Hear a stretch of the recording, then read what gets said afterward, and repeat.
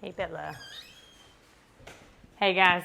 I have a crazy story to tell you. Miss Rosie here. We just picked her up from the emergency vet, but let's get her settled and I will tell it. All right, Rosie girl. We've got your area all set up. We'll get you out in just a second. I know you are so happy to be home, and we are happy to have you home with us. All right, get you out of the crate, and we'll tell your story. Say hi, everybody. Say hey, Bella. All right, guys. So Miss Rosie has been on a whirlwind. Bella, lie down. Good girl. We need to be able to see Rosie. So Miss Rosie has been on a whirlwind adventure with a really harsh reality of what breeders have to go through sometimes. So in 8 years, we've had 2 puppies go to the emergency vet, Gypsy being one a long time ago, Rosie being the second. So I would say, I think it was Saturday morning, we did Nova's puppy picking. Everything was great. Rosie was doing fine. I did pick her up and noticed that I felt like she was a slight bit not as chunky as her brothers. But to be honest, I thought that that was just her not eating as much kibble or just not being on the same weight track gain as her brothers, the 3 brothers. So I didn't really think anything of it. She was still playing. She was still having a good time. But fast forward to after Nova's puppy picking, I went to go play with the puppies again. I picked her up and she was just lifeless. She was laying her head down, having a hard time keeping her eyes open. And so I knew right then that we had an emergency and we needed to go. So we got in the car right away and I started calling all the emergency vet places that I knew about. There's a couple in Greensboro that I know have a really good reputation. CVS was one of them, Carolina Vet Specialist, and they were full. So here I am thinking, okay, I have to go find a new place. And so I found a wonderful place called Happy Tails in Greensboro, and they took us in right away. First concern that they had was that it was parvo. So we had to get greeted with a lady in a gown, like all gowned up. I couldn't go in because they thought maybe that's what she had, but she did not. So parvo test takes about 10 minutes. They check that off the list right away. She did not have parvo. So then it is doing blood work, doing x-rays, seeing if she has aspiration pneumonia, like what is causing her to have this failure to thrive. And so what they ended up finding out was that she had coccidia, which is a intestinal parasite, and it can be transmitted litter to litter, dog to dog. It can also be transmitted mom to dog, like mom to puppy. And so we were so close. Like the vet was coming today, actually. She did the 6-week checkups for June's and Zelly's, and she would have been able to catch that. If we had done a fecal, they would have found that coccidia in there. But for some reason, little Rosie's body just couldn't fight it. You know, her immune system was just too low, or she got, too weak and dehydrated to fight it off, because her brothers, they're doing great. They're doing fantastic. They're running around, hanging out. So what did that mean for Rosie? So for a while, I would say 24 hours, the emergency vet was like, they would call and tell us it's touch and go. And that's like the worst news that you want to hear. And Rosie already has a family. So I had to keep in touch with the family and tell them your puppy is having difficulty living. I mean, it's a really hard thing to tell people. She wasn't eating, she wasn't drinking water. So what they had to do was start an IV. So you can see her little paws, they got shaved because she had IV placement on. And they gave her dextrose, which is sugar, and then they were just doing that for about 12 hours. Once she tolerated that and she wasn't throwing up anymore, then they moved on to syringe feedings, and that was with almost kind of like liquefied canned dog food, just to see if they could get her to do that. And we're talking 2 tablespoons at a time, very minimal, just to make sure that she could tolerate it. And so in between that, they're taking blood glucose levels. They're trying to get accurate blood pressures. They're doing all kinds of stuff just to make sure that her vitals were good. And then finally, she started to turn a corner. And I would say Sunday evening, the vet tech that called finally gave us some good positive news that she was lifting her head, that she was starting to walk around. And it was just like a praise Jesus moment, because I mean, for a good day and a half, we felt like we were going to lose her, and we didn't want to. You know, it's just the worst feeling in the world, to be waiting by the phone and to not know what the next phone call is going to be from this emergency vet. So I'm just so thankful that she was able to pull through. She's not 100% out of the woods yet. Monday morning, which is today, she got transferred to our traditional vet to do daycare, to make sure that she was able to take the IV out and be able to have normalized blood glucose levels without that dextrose in there. So that means that she had to start eating on her own. And so she did. And so she is eating 2 tablespoons of, get this, cat food. The cat food is the most pungent and potent food that they could think of that they wanted her to try. And so it's like fishy, and it just, I guess it's supposed to really attract her. And so she has been doing really well. She's eaten that 2 tablespoons every 2 hours. And so what that means is that we are going to be waking up about every 3 or 4 hours tonight and tomorrow, just to make sure that she is alert, doing well, and making sure that she gets that extra food in. And then during the day, every 2 hours, we're going to be feeding her. So we have her little pen set up here, because obviously she can't be with her brothers and sisters. She can't, or brothers, she's the only sister. She can't run around and play yet, so it'll be just her in here. And I got her blanket, and we got her bed, just to make sure that she stays comfortable. And then I'm going to grab her a snuggle puppy, so that way she can have a little friend in here. But yeah, we're just going to keep you guys updated on how she's doing. And hopefully in the next couple of days, we can report that she is 100% better and running around and acting like a regular 6-week-old puppy. So until then, Bella will probably hang out with her some in here and just give her some love, because she likes to mother everybody. So, and then we'll just check in with you guys a little later. But we did have some other really exciting news, so I want to show you guys that next while I let Miss Rosie rest.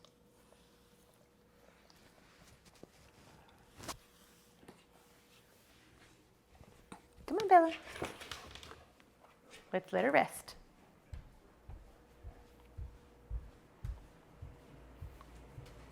Hey, Shelly. How's our little surprise doing? Hi. All right. Here is our surprise. Our little singleton. One little boy. Right, Shelly? Oh, man. We were so relieved that she had this puppy. So that's another story to tell. So Friday, we were all ready to take Shelly for a C-section, because her due date was officially on Thursday, which is 9 weeks after their first breeding. So our awesome vets did such a good job navigating this delivery. And so what they did was they took her in. We thought she was going to have the C-section. They did a progesterone test on her, and I guess progesterone actually falls when they are going to go into labor. So their temperature falls, but then also their progesterone does. And so what happened is the progesterone went to 4, but they want it to be under 4. Between 2 and 4 is okay, but under 1 means it's like perfect timing for that. And that means that the puppy is ready to come out. And so Shelly was still over 4. Like it wasn't even close, they said. So they sent us home. But that's a Friday. And so they said, if she doesn't have it by Sunday, you're going to need to find an emergency vet to do a C-section. So our choices were take the baby early and hope for the best that he's developed, or that we didn't know if it was a boy or a girl at that time, that she is developed enough that she can survive outside the womb. And for dogs, a day or two makes a huge difference. It just helps their bodies stimulate, and just, it just makes them work properly. They're more developed. So those are our choices. Find an emergency vet if she doesn't have it on Sunday, or let's see if we can get to nurse, or go ahead and take the baby now. So those were our two options. Now, as a breeder, you're kind of stuck in a hard place, because do we really want to find an emergency vet? Not really. But at the same time, I didn't want to risk this little guy's life by going ahead and taking him early.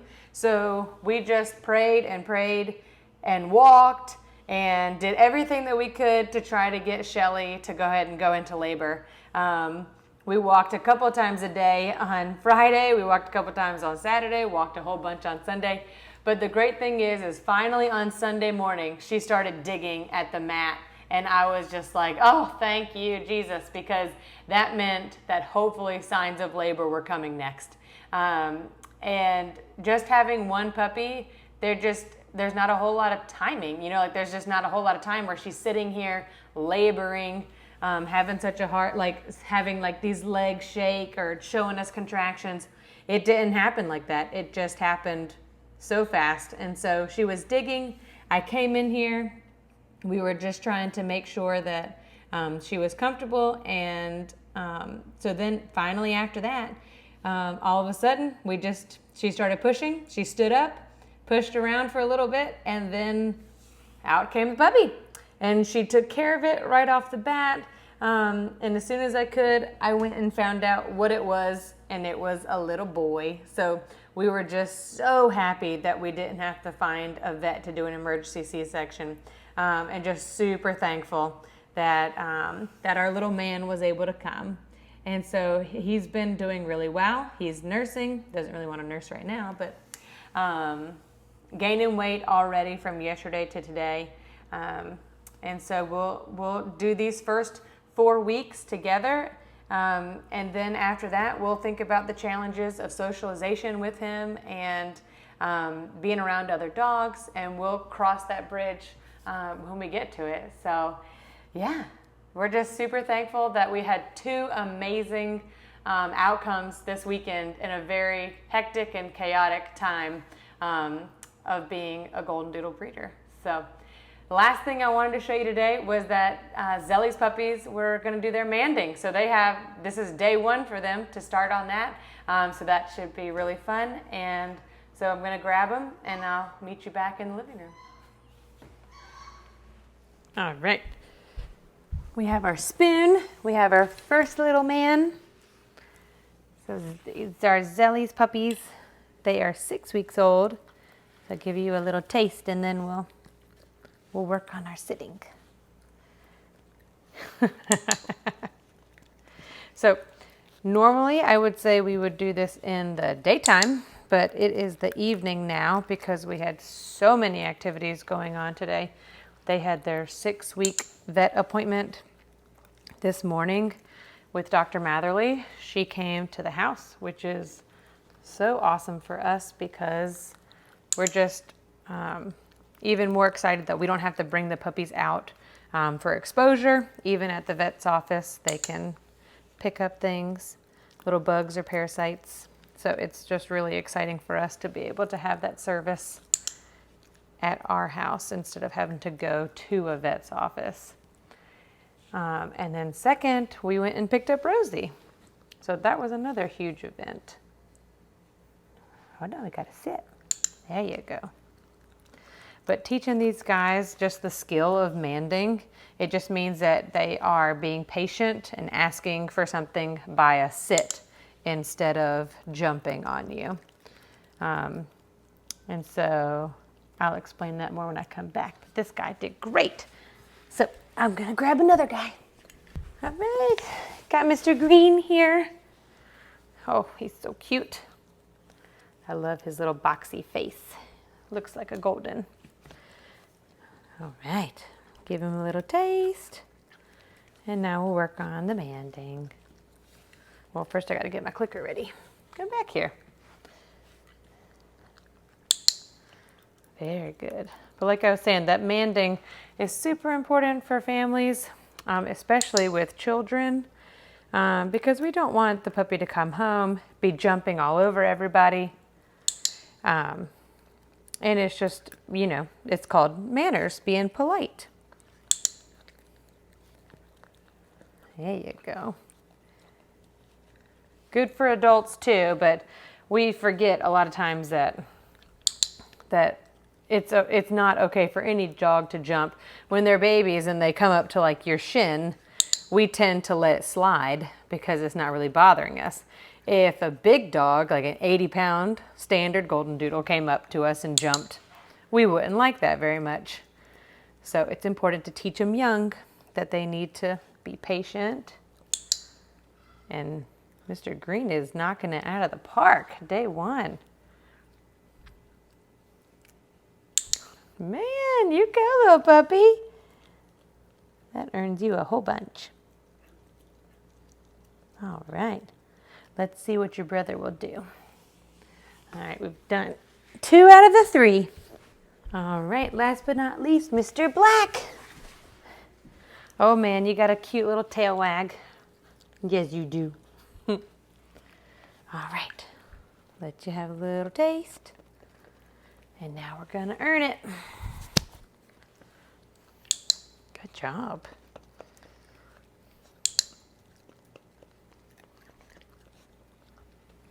Gotta stay over here.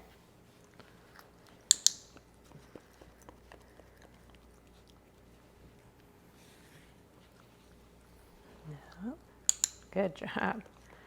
But we'll do this once a day until they go home at 8 weeks. And they get really, really good at doing it, where I don't even have to put them in the position. I might have to like take them off of me, like if they put their paws on me. But they will do the sit all by themselves to earn this little dog treat. And people can continue the clicker training at home if they want to. Baxter and Bella uses clicker training for some of their courses. So that is really helpful for our families to keep on with that training. There you go. Good job. Oh, nope. Very good. All right. He is going to lick this spoon till there's no dog food on it. And then I'm going to go finish the rest of my evening. I'm going to clean the garage. I've got to check on Rosie again. We got to walk Bella and Shelly, and just finish up our evening routine. But we will check in with you a little later in the week. Have a good one.